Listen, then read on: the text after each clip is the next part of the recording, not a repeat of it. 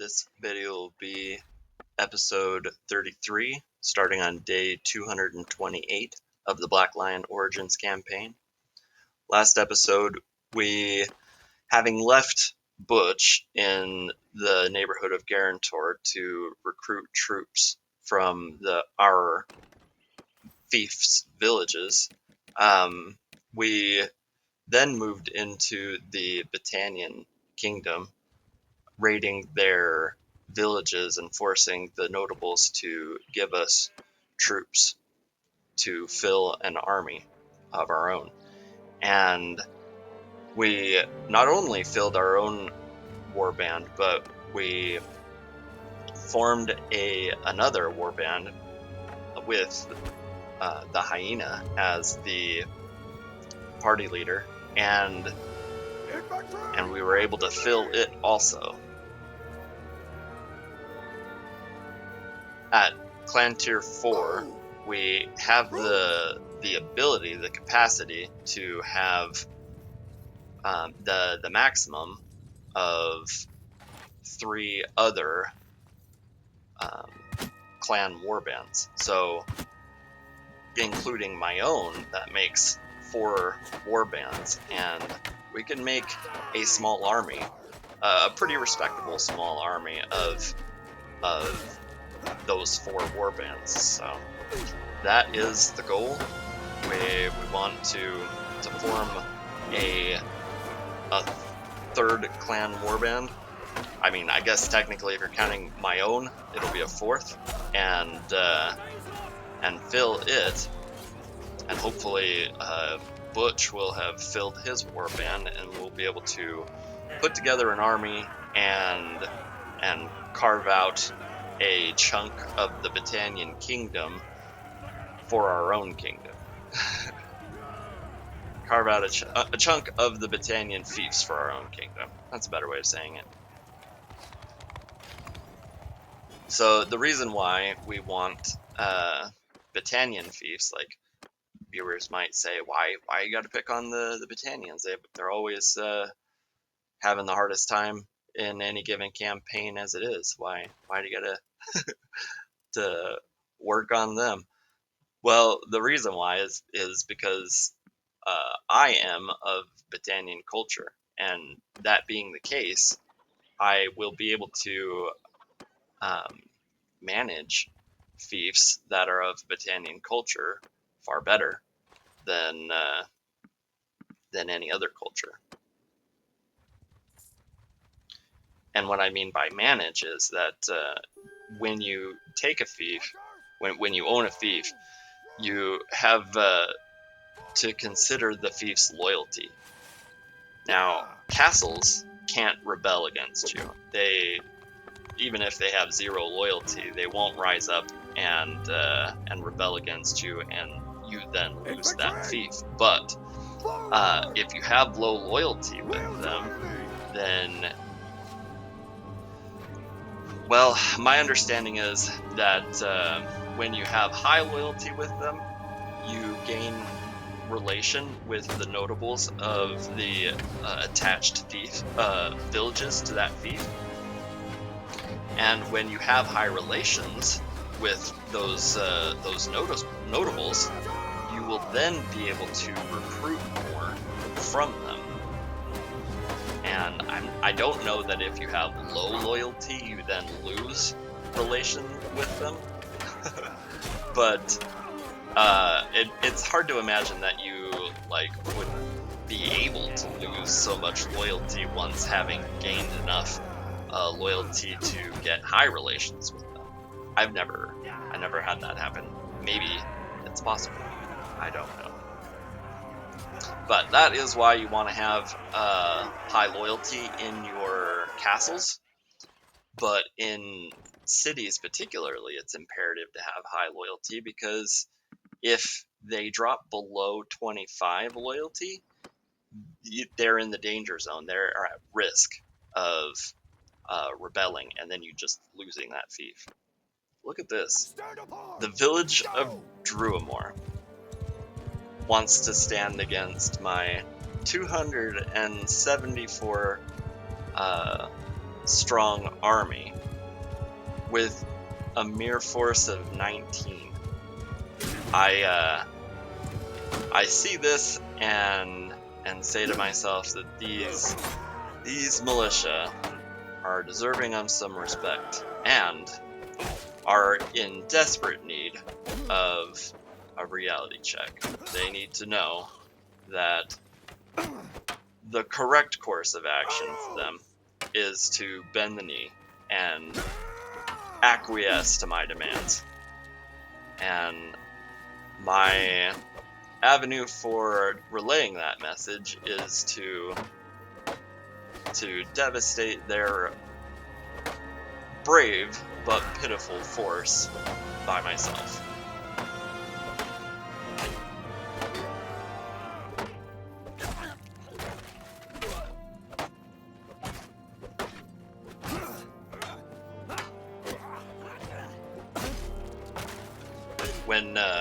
When you're kiting enemies like this, and they start to close in on you, you need to just stop swinging and turn around and move away from them intentionally, because as you're swinging, you're slowing yourself down. You won't move as quickly while you're swinging, and you won't move as quickly while you're backpedaling. So if you want to regain that distance between you and your enemies, then that is a good way to do it. And distance is your friend, especially with using the Nobleman Avalanche or any swingable polearm, and it creates security for you as well.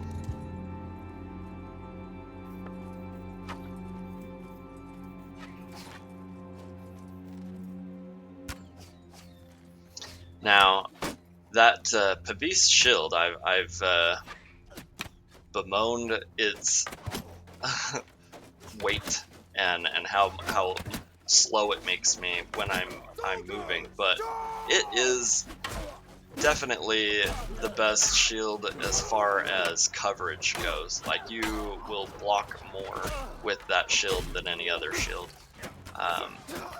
Like, it's not as wide as some of the round shields that you'll get from the sturgeons, but it is quite wide, especially compared to some of the heaters, which are like the supposed best shields that you can purchase in the game. It's not. It's wider than them, and it also has the length that those heaters provide, with some width at the bottom besides. So yeah, you get by far the best coverage with it. It's a fantastic shield to be using on horseback. But my favorite shield to be using on foot in melee is the heavy heater. It's not the lightest shield, certainly not the lightest tier 6 shield, but it is very light. And so you can actually get away with keeping it in your inventory. Oof. So what happened here is I caught this warband of 172 chasing these Vlandians, and I was like, great, I'm going to take this opportunity to weaken the Battanians' forces. And but I didn't want my companions to have troops in their warband, knowing that we could very easily suffer some losses. And their medicine skill is nowhere near the level of mine, and so if my troops were to fall with them leading them rather than myself, then they would be so much more likely to die rather than just be injured. And so what I do is I talk to those I catch the person that I want to attack, and then once I have the drop menu giving me the option to attack them, I will then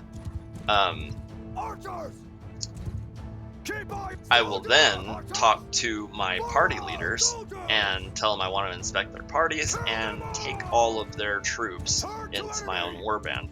And like, that far exceeds my capacity for being able to lead those troops, right?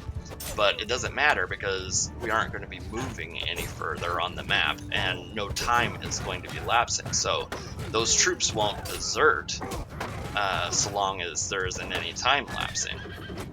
And I can immediately then use the I can take the option to engage the enemy. For whatever reason, though, we got landed with a bug there that made it so we lost that drop-down menu and we had to recatch them. So we had to turn around and give the troops back to our party leaders, and then recatch them and do the process over again. It's pretty obnoxious, but it is worth doing. In this battle, we're sharing the battlefield with a warband of the Vlandians, whom these Battanians were chasing, and the strategy for an offensive AI is always to just run headlong into the enemy, and knowing that, I wanted to take the opportunity to flank the enemy's position with my troops. I'm not trying to it's not as though I'm anticipating being at war with the Vlandians very soon, and so am trying to facilitate their losses in this battle. In fact, I want the opposite. I want them to do well so that they can further distract and hinder and contest the Battanians, so as to give me more opportunity to carve my kingdom from their fiefs.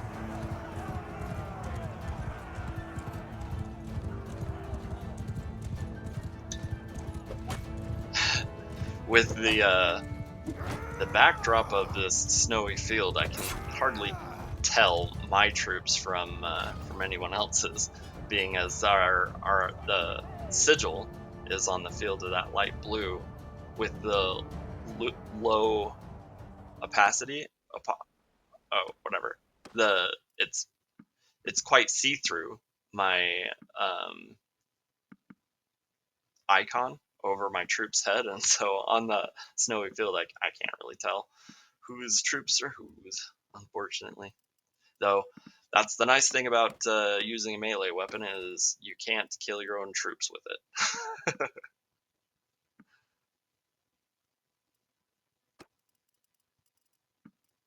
As we saw in the episode where we took Garantor Castle, where I accidentally killed 2 of my troops with using my bow.